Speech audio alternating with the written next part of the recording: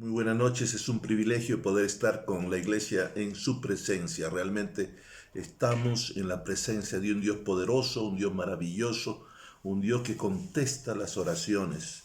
El día de hoy resuena como eco las palabras de Jesucristo cuando en Mateo capítulo 28, en el versículo 19, Él comanda la grande comisión y dice, id a todo el mundo y hacer discípulos a todas las naciones. Ah, es una orden, la orden de salir, de ir, de salir de las cuatro paredes, de no permitir que el evangelio sea un evangelio estancado, sino un evangelio que corre por las calles. El, el Cristo de la gloria no tenía una iglesia en un lugar encerrado en cuatro paredes. Él tenía su iglesia en la calle. Ahí encontró al mendigo, ahí encontró a los leprosos, ahí encontró a los ciegos, allí encontró su púlpito de donde él predicó el mensaje de amor. ¿Cuál es la grande comisión? Ir y hacer discípulos a todas las naciones. La palabra discípulo viene de disciplina y disciplina significa orden. La característica importante en el discípulo es el orden, ¿no? Y el libro de los Hechos es un libro extraordinario y es un puente entre los evangelios y las epístolas, específicamente las epístolas paulinas, las cartas del apóstol Pablo, porque el libro de los Hechos nos narra los 30 primeros años de la iglesia cristiana. Ahora, estos 30 primeros años de la iglesia cristiana se caracterizaron por poder obedecer la orden que Jesús hizo. ¿Cuál fue esta orden? Ir por todo el mundo y hacer discípulos. Discípulos son gente ordenada. Y a través del libro de los Hechos se menciona la palabra discípulo 17 veces en el libro de los Hechos. Y vamos a poder recorrer no los 17, sino algunos de esos lugares, capítulos en los cuales se inserta la palabra discípulo o discípulos, para, conociendo el contexto en que se encuentra esta palabra, poder saber las características de estos hombres que vivieron los 30 primeros años de la iglesia cristiana y escucharon de los labios de Cristo la importancia de hacer discípulos. El capítulo 1 al capítulo número 6 no hay una mención de la palabra discípulo. Del capítulo 1 al capítulo número 6 existen las denominaciones para la iglesia como los del camino, otra denominación los de la fe, otra denominación los suyos. Pero es a partir del capítulo número 6 que por primera vez se inserta en la escritura la palabra discípulo.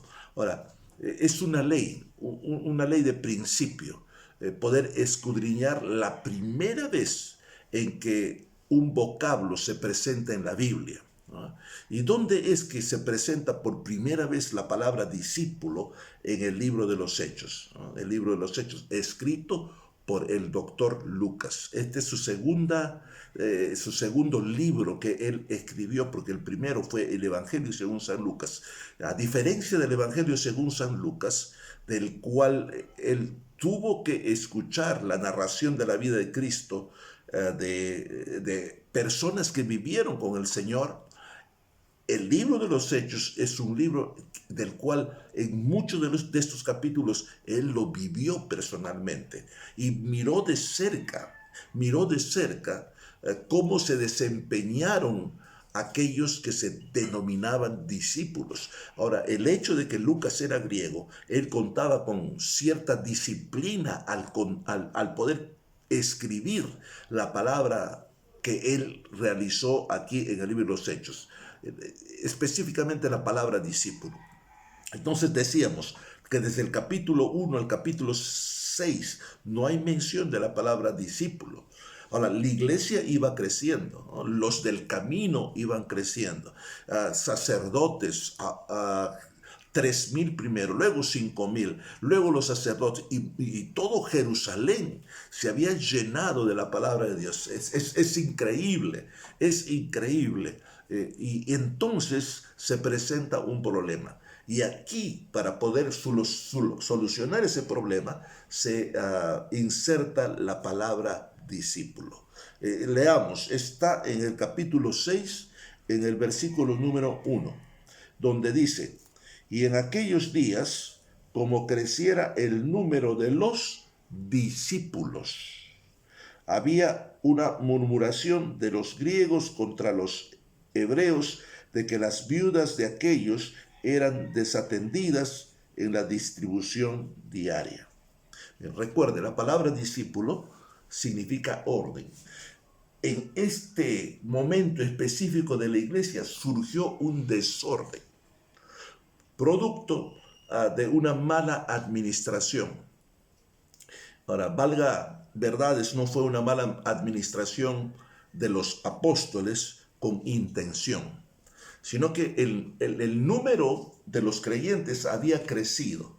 Se necesitaba cierto orden en la iglesia, porque hubo murmuración de los griegos, hebreos griegos, contra los hebreos.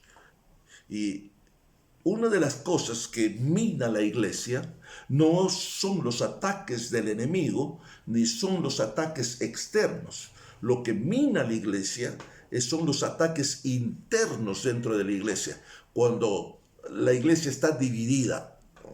Y esa división puede ser causa de que la iglesia se pueda disolver. Cristo dijo: ni las puertas del Hades van a prevalecer en contra de mi iglesia. Pero la iglesia se puede disolver si los miembros de la congregación no tienen la misma mente, no tienen el mismo corazón, y hay una división interna, Todo imperio cayó por causa de una división interna. Los países no son fuertes porque en el gobierno no hay unidad. Y este principio no escapa a la iglesia, ¿no? Ese es un principio. Y en el libro de los Hechos hubo cierta división, ¿no? Cierta división entre los griegos y entre los hebreos. Y es aquí cuando por primera vez la Biblia nos habla de la palabra discípulo. Recuerde, discípulo viene de la palabra disciplina, y disciplina significa orden, ¿no?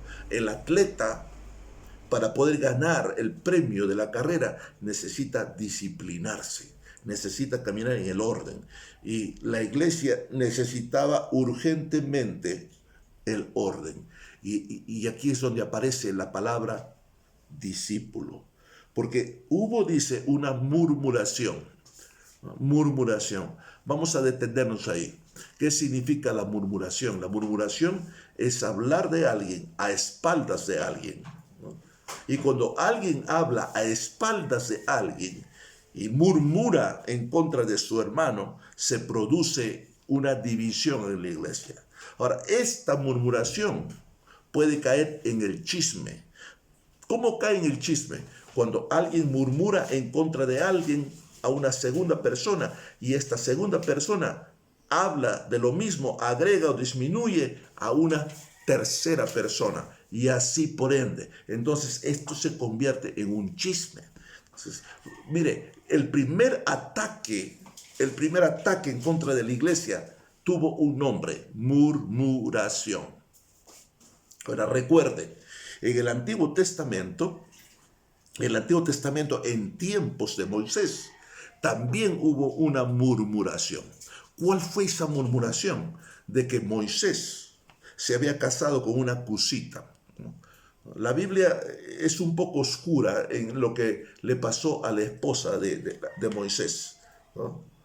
Pero la Escritura nos dice que Moisés tomó como esposa a una cusita, una mujer de Cus, ¿no? Porque en esta región, las personas de esta región eran con piel un poco tostadita. Muchos dicen que fue una morenita con la que se casó Moisés, ¿no? No le era permitido casarse, porque Dios había sido enfático que se case con una mujer del pueblo de Dios, pero Moisés se casó con una cusita. Y entonces su propia hermana y su propio hermano de sangre, murmuraron en contra de Moisés. ¿Tenían o no tenían razón? De una parte la tenían, porque Moisés se casó con una extranjera. Sin embargo, ellos cayeron en el error de murmurar en contra del siervo de Dios. Y eso es delicado. No es que los siervos de Dios seamos perfectos, pero el principio de Dios es que la iglesia no puede murmurar, y menos del siervo de Dios. Escúchenlo bien.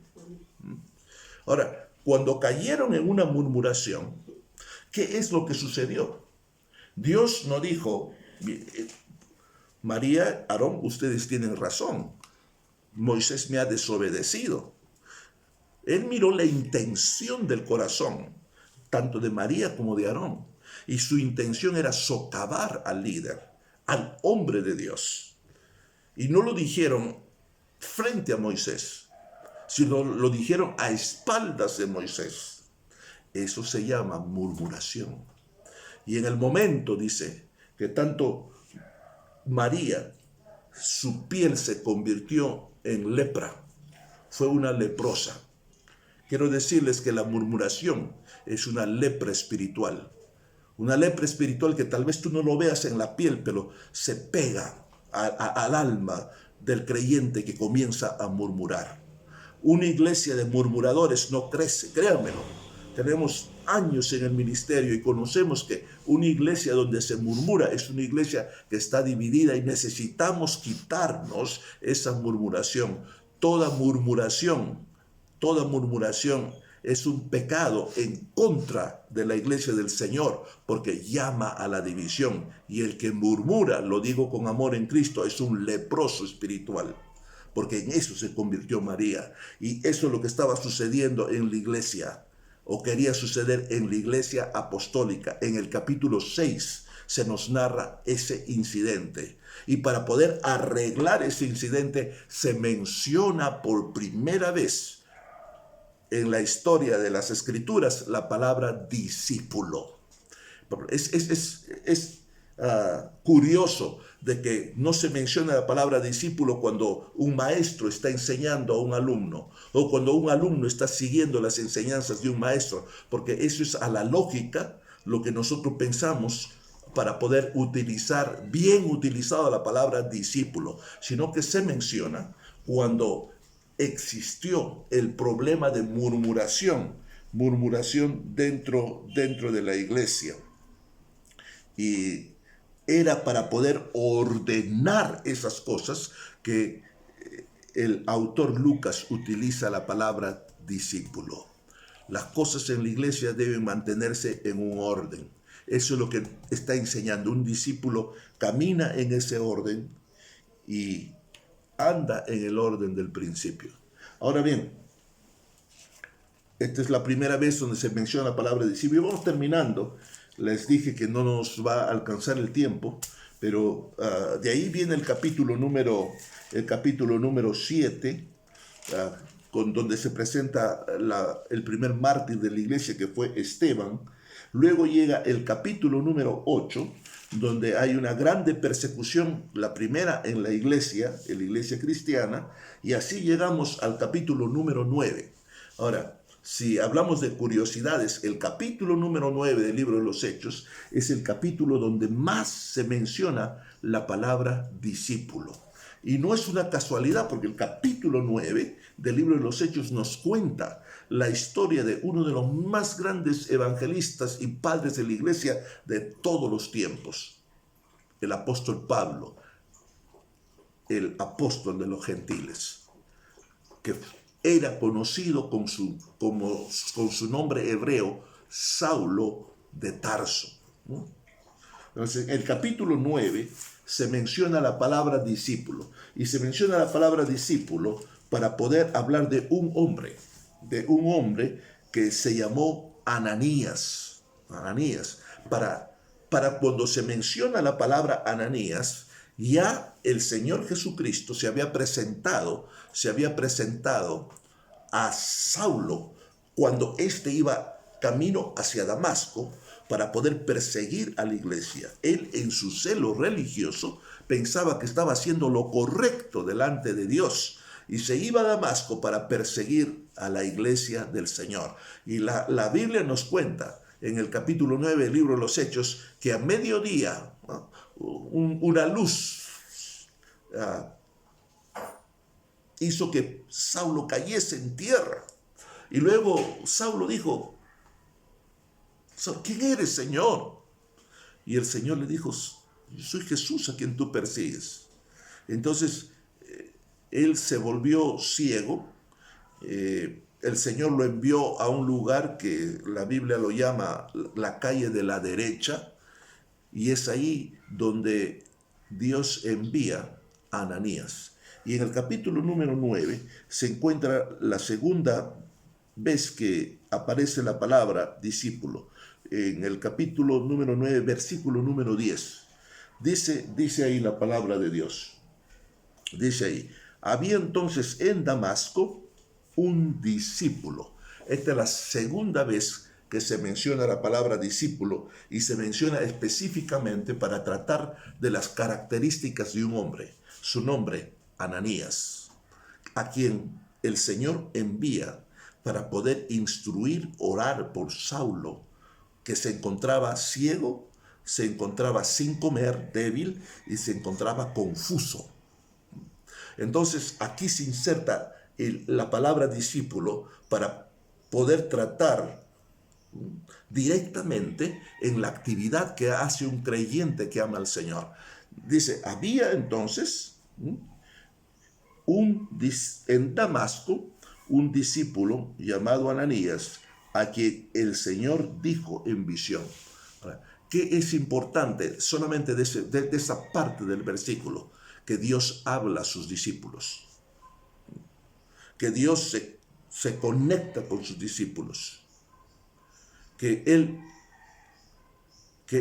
comunica su mensaje a sus discípulos, que Él tiene un plan para sus discípulos.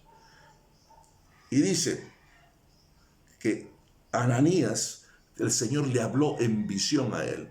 Importante, la manera como se comunica el Señor con el discípulo Ananías fue a través de una visión. La manera como Dios directamente se conecta con nosotros es a través de la Escritura, pero los medios que Él emplea son medios diferentes. A veces lo hace a través de una visión, a veces lo hace a través de un sueño, a veces lo hace a través de una prédica, a veces lo hace a través de un éxtasis. Son diferentes formas en las cuales el Señor canaliza su palabra. Entonces, ahora dice, Dios le habla y le dice así. Estamos leyendo el versículo número 10. Le dice, Ananías, y él responde: heme aquí, Señor. Okay. Ahora hay algo muy importante, que el Señor conoce a sus discípulos por nombre. Esto es increíble. Dios conoce a sus discípulos por nombre. Sabe quién va a ejecutar una determinada labor y los llama por nombre.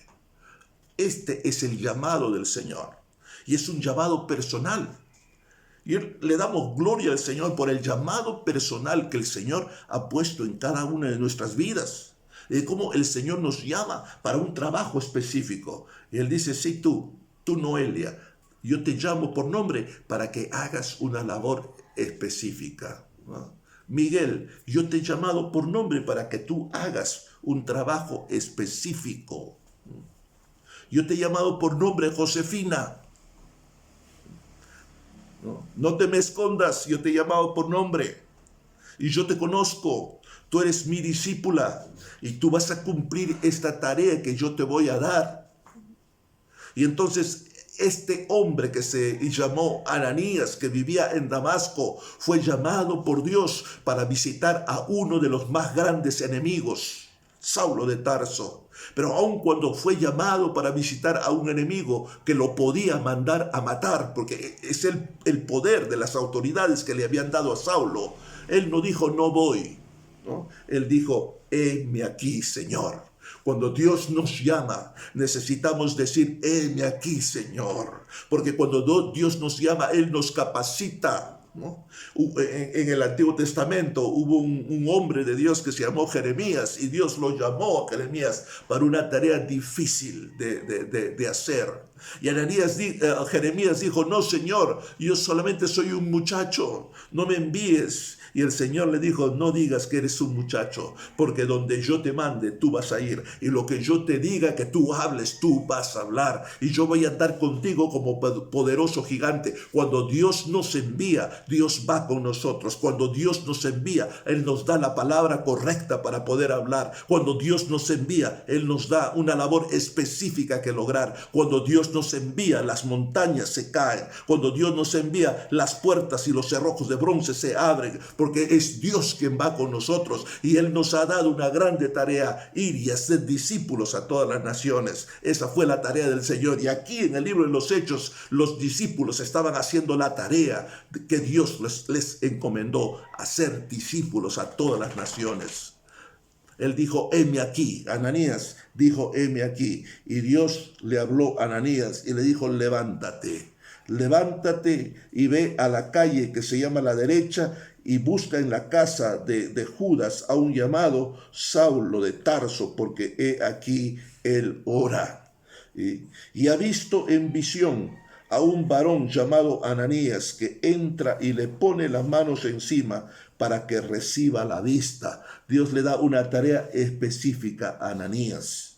Y entonces Ananías responde, Señor, he oído de muchos acerca de este hombre, que cuántos males ha hecho a los santos en Jerusalén, y aún aquí tiene autoridad de los principales sacerdotes para prender a todos los que invocan tu nombre.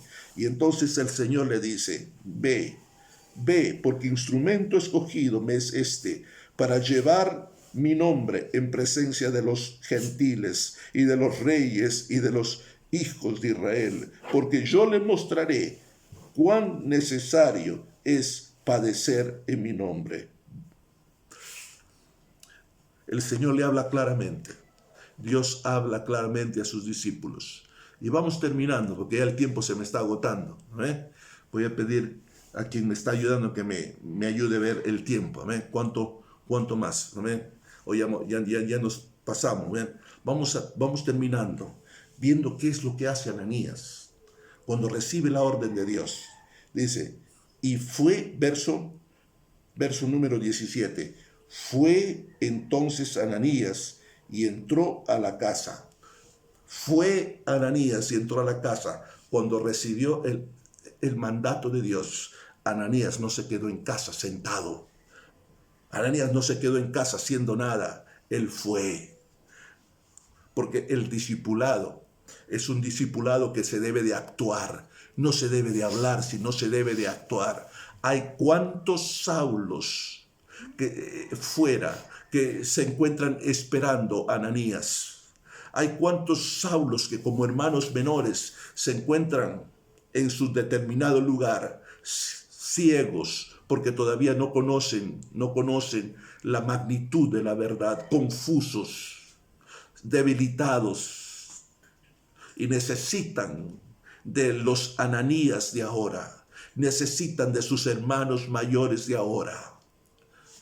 No debemos, gloria a Dios por nuestra asistencia a la iglesia, pero hay más que asistir a la iglesia. Nuestro llamado es el llamado de ser discípulos. Y un discípulo, cuando escucha la voz del Señor, no se queda estático. Un discípulo tiene que ir donde Dios le dice que vaya. Porque el amor no es un amor de palabras, es un amor actante. Y Ananías fue. Y dice, y entró en la casa. No debemos de esperar que los discípulos menores de afuera vengan a nuestro templo. Es nuestro deber ir a la casa de ellos. Él fue y entró. Mire la perseverancia, recibió el llamado de Dios y entonces se levantó, obedeció y fue. Y no solamente fue, sino que entró a la casa donde se encontraba Saulo. Estamos hablando de las características de un discípulo. Estamos diciendo que el capítulo 9 es un capítulo lleno, ¿no?, de la palabra discípulo. Léalo usted en casa, ¿no? Es donde aparece más la palabra discípulo. Y nos está contando aquí el escritor Lucas, inspirado por el Espíritu Santo, cuáles son las características de este discípulo en la persona de Ananías, ¿no? Él fue y entró en la casa donde encontró a Saulo y poniendo sobre él las manos, en otras palabras, él estableció contacto. Se levantó, fue, entró a la casa y allí, dice, extendió sus manos y estableció contacto. Estableció contacto. Y le dijo, hermano Saulo. Estableció con expresividad el lazo y la relación que tenía con Saulo. Le dijo, hermano. Ananías le pudo haber bien llamado a Saulo asesino, porque él había permitido la muerte de Esteban. Bien lo hubiera podido odiar, porque él había llevado a la cárcel a muchos de los creyentes. Bien hubiese podido aprovecharse de sus debilidades de ceguera para golpearlo, porque él iba a Damasco para encerrarlo en una cárcel. Pero Ananías era un discípulo, como tú y yo somos discípulos. Y hay que establecer un contacto, y hay que establecer una expresividad, y hay que decir, aún al que nos odia, hermano, porque solamente los amados de Dios, podemos aún amar al enemigo. Dice la escritura que él le llamó hermano, y le dice el Señor Jesús, quien se te apareció en el camino, me ha enviado para que recibas la vista y seas lleno del Espíritu Santo. ¿Cuál es la necesidad del hermano menor? Saulo necesitaba ver, esa era su necesidad. Y Ananías suplió con la ayuda de Dios esa necesidad. Cuando vas a casa de un nuevo creyente, se necesita poder proveer para esa necesidad específica. Y dice la escritura para que sea lleno del Espíritu Santo. Hay más para poder hablar acerca del discípulo. Estudie en la Biblia, hay 17 menciones en el libro de los Hechos de la palabra discípulo, y cada uno en su contexto revelan el carácter de un discípulo y revelan lo que la Iglesia Apostólica dio importancia. Gloria a Dios por las cruzadas, gloria a Dios por los diferentes métodos de evangelismo, pero estoy aquí para decirles que el método que Jesucristo nos dejó es el método del discipulado, uno a uno, para poder enseñarle la palabra de Dios, cara a cara, ojo a ojo, con el corazón delante de Dios, que Él nos ha enviado para ser discípulo. No espere únicamente de sus pastores. Sus pastores son puestos para que lo entrenen a usted para ser un buen discípulo. Vamos a seguir la enseñanza de Jesús y vamos a decir como Ananías, heme aquí, Señor, yo iré. Como el profeta Isaías, heme aquí, envíame a mí. ¿Cuántos en esta noche dicen esto y le agradecen al Señor de poder ser discípulos del más grande, de Jesucristo, nuestro Señor y nuestro Salvador? Que el Señor los siga bendiciendo ricamente. Gracias por esta oportunidad que el pastor me ha dado para llegar a vuestras casas con esta palabra que viene de la palabra del Señor. Seamos discípulos para la gloria del Padre. Dios le bendiga.